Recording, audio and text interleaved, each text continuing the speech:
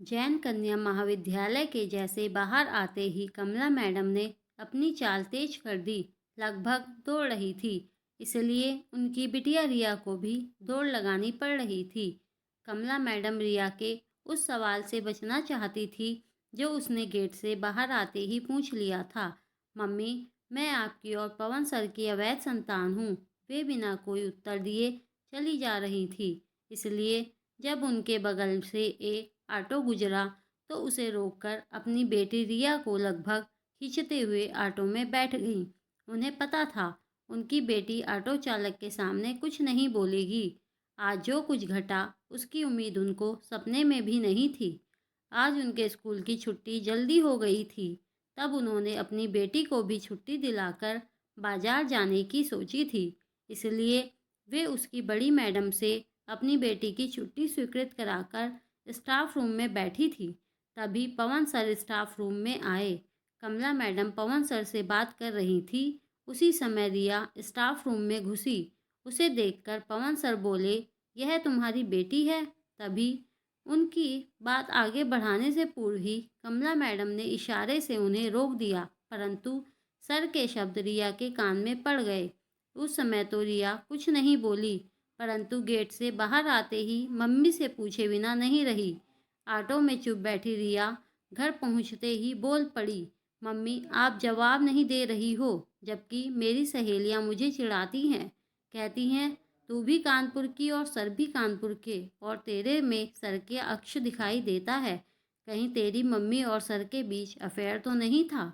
और आज उनके शब्द यह तुम्हारी बेटी है, तभी तब क्या मैं आपकी और सर की अवैध संतान हूँ?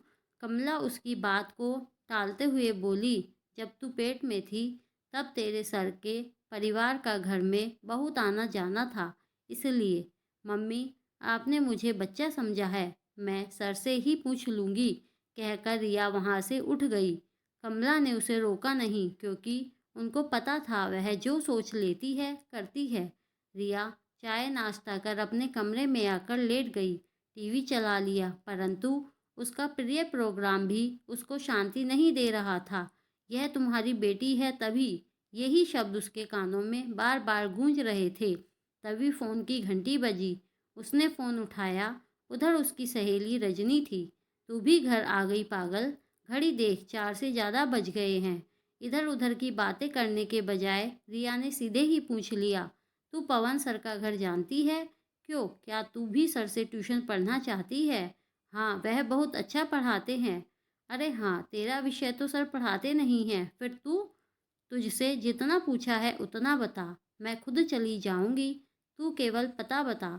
ऐसा कर, मोती चौक की ओर से मेरे घर की ओर आएगी तो पहले ही मोड़ पर अंतिम मकान है, उनके नाम की प्लेट लगी है। उसने फ़ोन रख दिया और मम्मी से बोल दिया, मैं रजनी के घर जा रही हूँ, जल्दी घर आ जाऊंगी। कुछ ही देर में रिया सर के घर पहुँच गई। वह पहले हिचकिचा रही थी, फिर घंटी बजा दी। दरवाज़ा सर ने ही खोला। एक पल को वह सर को देखती ही रह गई, क्योंकि आज उसे सर दूसरे ही रूप में दिख रहे थे। और फिर उसे अपना मकसद ध्यान आया, और सर के कुछ बोलने से पहले ही वह बोल पड़ी, सर, क्या मैं आपकी और मम्मी की अवैध संतान हूँ? सर को शायद ऐसे प्रश्न की उम्मीद नहीं थी, इसलिए सर ने कहा, देखो बेटे, ऐसे प्रश्न दरवाजे पर नहीं किए जाते। अंदर आओ, मैं तुम्हारे हर प्रश्न का जवाब दूंगा। वह अंदर आ गई। अंदर सर ने अपनी मम्मी से उसका परिचय कराया। मम्मी, यह कमला की बेटी है। सर की मम्मी पुलकित हो उठी। मम्मी को भी ले आती। उनके और कुछ बोलने से पूर्व ही सर ने मम्मी को कहा, मम्मी, बाकी बातें बाद में हो जाएंगी, इसे चाय नाश्ता कराओ, पहली बार घर आई है। उनके चले जाने के बाद सर बोले, हाँ अब बोलो। सर, मैं आपकी और मम्मी की अवैध संतान हूँ। देखो बेटे, संतान अवैध नहीं होती, बल्कि संबंध अवैध होते हैं। और फिर मेरे और तुम्हारी मम्मी के संबंध को तो तुम्हारे पापा की स्वीकृति थी। यह सुनते ही रिया का मुंह खुला का खुला रह गया। उसे विश्वास ही नहीं हो रहा था कि कोई इतना नीचे भी गिर सकता है। उसे यह समझ नहीं आया कि पापा की क्या मजबूरी थी। उसकी परेशानी भांप कर सर बोले, शांत होकर बैठो, मैं सब बताता हूँ। तुम्हारी मम्मी की शादी आम हिंदुस्तानी शादी थी। पहले 2 साल शादी की खुमारी में निकल गए और फिर कानाफूसी शुरू हो गई कि घर में किलकारी क्यों नहीं गूंजी। पहले घर से और फिर आसपास। तुम्हारे पापा के दोस्त ताना मारने से नहीं चुकते। उधर उनकी मर्दानगी पर चुटकुले बनने लगे। साथ ही डॉक्टरी रिपोर्ट ने आग में घी का कार्य किया। कमी तुम्हारे पापा में मिली। तुम्हारे पापा ऑफिस का गुस्सा घर में निकालने लगे। उन्हीं दिनों हमारा परिवार तुम्हारे पड़ोस में आ गया। तुम्हारी मम्मी हमारे घर आ जाती थी। मैं तुम्हारी मम्मी के बाजार का काम कर देता। तुम्हारी मम्मी कोई बच्चा गोद लेने को कहती तो तुम्हारे पापा नाराज हो जाते। उनको अपनी मर्दानगी दिखानी थी। मेरे और तुम्हारी मम्मी के बीच निकटता बढ़ने लगी। तुम्हारे पापा ने हमारी निकटता को इग्नोर किया। फलस्वरूप हमारी निकटता और बढ़ती गई और उस मुकाम तक पहुंच गई जिसके फलस्वरूप तुम अपनी मम्मी के पेट में आ गई। वह दिन मुझे आज भी याद है। मैं जब तुम्हारे घर पहुंचा तब तुम्हारी मम्मी के शब्द कान में पड़े। उन शब्दों को सुनते ही अंदर जा रहे मेरे कदम रुक गए। तुम्हारी मम्मी कह रही थी, लो अब तुम भी मर्द बन गए। मैं गर्भवती हो गई। अब दोस्तों के सामने तुम्हारी गर्दन नहीं झुकेगी। मुझे लगा कि मैं सिर्फ एक टूल था जो तुम्हारे पापा को मर्द साबित करने के लिए इस्तेमाल किया गया था। मुझे तुम्हारी मम्मी पर गुस्सा आया। सोचा कि वहाँ जाकर अपनी नाराज़गी जाहिर करूँ, लेकिन फिर मुझे तुम्हारी मम्मी पर तरस आ गया। मैं वापस घर आ गया। उसके बाद मैं कभी तुम्हारे घर नहीं गया। उसी दौरान मेरे पापा का तबादला हो गया। जिस दिन हम जा रहे थे उस दिन तुम्हारी मम्मी हमें छोड़ने आई थी। वह कुछ नहीं बोली, लेकिन उनकी चुप्पी भी बहुत कुछ कह गई। मैंने उनको माफ़ कर दिया। सर की मम्मी जो वहाँ आ गई थी ने सब सुन लिया था। बोल पड़ी, बेटा इसने खुद को माफ़ नहीं किया और अब तक शादी नहीं की। तुम्हारी मम्मी की खबरें प्रभा आंटी से मिलती रही। तुम्हारा जन्म हुआ। तुम्हारे पिता ने पार्टी दी, लेकिन बताते हैं कि उनके चेहरे पर वह खुशी नहीं दिखाई दी जो एक बाप के चेहरे पर दिखाई देनी चाहिए थी। तुम्हारी मम्मी और पापा में झगड़ा और बढ़ गया। तुम्हारा चेहरा देखकर उनको पता नहीं क्या हो जाता। शायद उनको अपनी नामर्दी ध्यान आ जाती या वे हीन भावना से ग्रस्त हो गए थे। तुम्हारी ओर ध्यान नहीं देते। तुम्हारी मम्मी के लिए तुम सब कुछ थी। शायद वे तुम्हारे कारण अपने को भूल जाती। एक दिन तुम्हारी मम्मी बाथरूम में नहा रही थी। तुम जोर जोर से रो रही थी। तुम्हारे पापा वहीं खड़े थे, परंतु उन्होंने तुम्हें चुप नहीं कराया।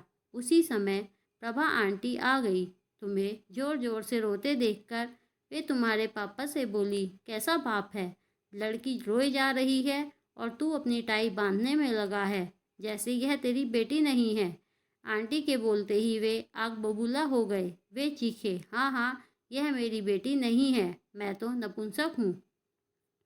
इतना कहकर वे घर से निकल गए और फिर केवल उनकी मौत की सूचना आई कि उन्होंने रेलगाड़ी के आगे कूदकर आत्महत्या कर ली थी। बस एक ही बात उन्होंने अच्छी की, अपनी मौत के लिए किसी को जिम्मेदार नहीं ठहराया। कुछ दिन के बाद तुम्हारे मामा तुम्हारी मम्मी और तुमको लेकर चले गए। बात गंभीर हो गई थी। एक तरफ से वहाँ चुप्पी छा गई।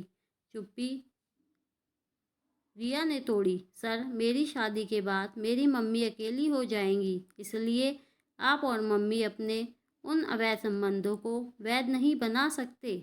पगली, अब हमारी शादी की उम्र थोड़े ही है। अब तो तेरी शादी करनी है। लेकिन सर, आपसे मिलने के बाद मैंने मम्मी के चेहरे पर अलग चमक देखी थी और अब जब आपने घर के दरवाजे पर मुझे देखा तो आपके चेहरे पर भी वही चमक मैंने महसूस की। बहुत बड़ी हो गई है तू और लोगों को पढ़ना भी जानती है। प्लीज़ सर, तू एक तरफ तो मुझे पापा बनाना चाहती है और दूसरी ओर सर सर करे जा रही है। पापा नहीं कह सकती? सॉरी पापा, कहती हुई वह सर से लिपट गई। दादी ने उसके सिर पर हाथ फेरते हुए कहा, चल बेटा, अपनी बहू के पास चलते हैं। रिया ने उनको रोक दिया। पहले मैं मम्मी से बात कर लूँ। मैं तेरी मम्मी को जानती हूँ, वह भी राजी हो ही जाएगी। हाँ दादी, मम्मी मेरी खुशी के लिए कुछ भी कर सकती है। रिया वापस घर जाने के लिए उठ खड़ी हुई। तब पवन सर उसे छोड़ने आ गए। उधर कमला रिया के लिए चिंतित हो रही थी। दरवाजे की घंटी बजी। दरवाजा खोलने पर सामने रिया ही थी। कमला चीखी, कहाँ गई थी? पापा के पास। तेरे पापा तो मर चुके हैं। वे मेरे पापा नहीं थे, वह आपके पति थे, और फिर वे तो पति कहलाने लायक भी नहीं, क्योंकि वे तन से ही नहीं मन से भी नपुंसक थे, जो अपनी पत्नी को पराये मर्द के साथ सोने को प्रेरित करता है, मात्र इसलिए कि दुनिया के सामने अपने को मर्द दिखा सके। अपने को मर्द दिखाने के लिए पत्नी द्वारा बच्चा गोद ले लेने के विचार को भी ना सुने, तो इतना जहर भर दिया उसने। मुझे उससे यह उम्मीद नहीं थी। मैं इसलिए चुप थी कि यह सुनकर तुम मुझसे भी घृणा करने लगती। मम्मी, मैं आपसे घृणा करूँगी? आपने जिस तरह मेरी परवरिश की है, उस पर मुझे गर्व है कि तुम मेरी माँ हो। पापा भी ऐसे नहीं हैं। दरवाजे पर मुझे देखकर उनकी नज़र इधर उधर घूम रही थी। वह शायद आपको खोज रहे थे। फिर कुछ समय तक चुप्पी छाई रही।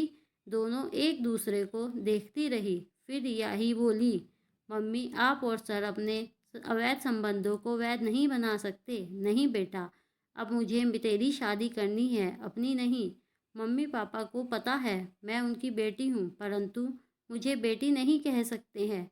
मैं जानते हुए भी उनको पापा नहीं कह सकती, और आप मेरे सामने खोखली हंसी हंसोगी और अकेले में रोओगी। लेकिन बेटा, लोग क्या कहेंगे, उनकी चिंता नहीं है मुझे।